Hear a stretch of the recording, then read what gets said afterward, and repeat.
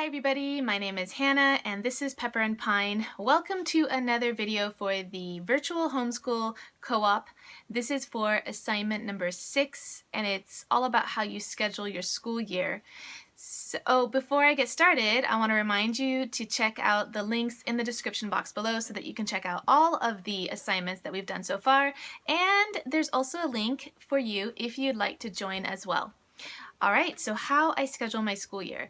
So a lot of the planning actually occurs long before the school year starts. And this is, in my mind, the fun planning and the planning that doesn't take a lot of work because it kind of just happens organically as the year progresses, where I think, oh, this is something that we need to spend more time on, so we're going to need to add that to our following year.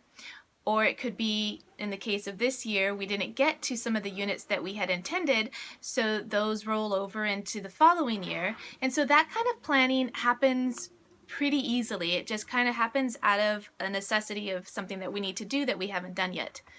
Then there can also be kind of that spontaneous planning where it's like all of a sudden we're super excited about a particular subject area and we want to spend more time on it. And so we might put together a unit that could be something that we do right away, or it could be something that we plan for the following year. So this is the kind of stuff that happens kind of easily. It doesn't take a lot of thought. It just is either out of just a natural outcome of our school year, and sometimes it's interest driven. Okay, so once that's kind of out of the way, then the other pegs of my school year kind of have to be put into place.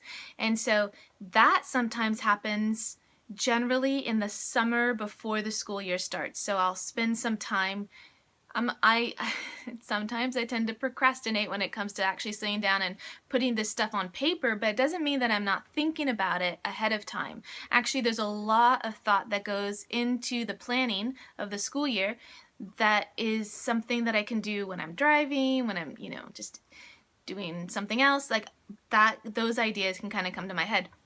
But when it comes time to actually write it down, that's when I spend a little bit of time in the summer before the school year starts, and I map out what our school year is going to look like.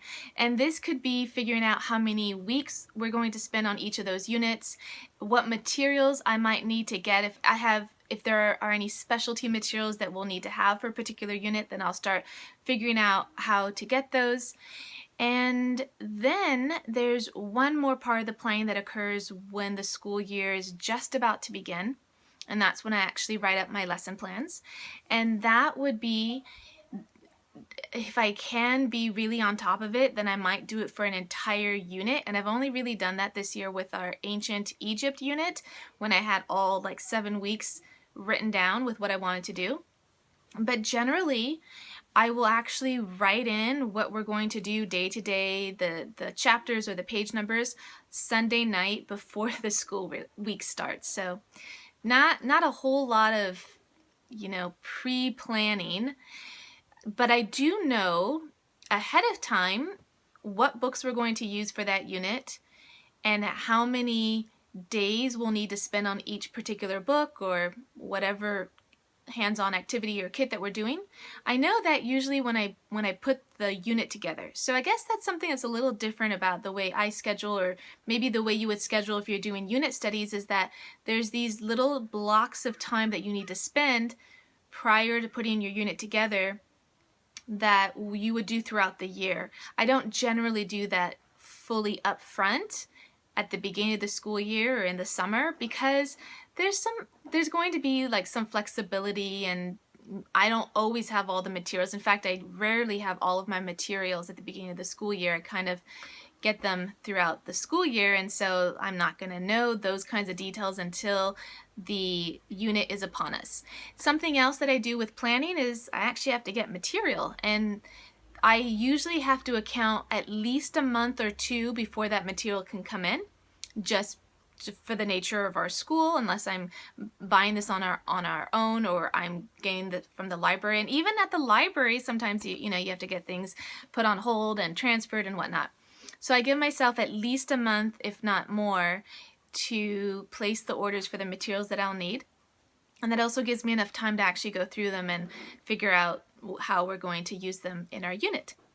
Okay, so I think that about covers it.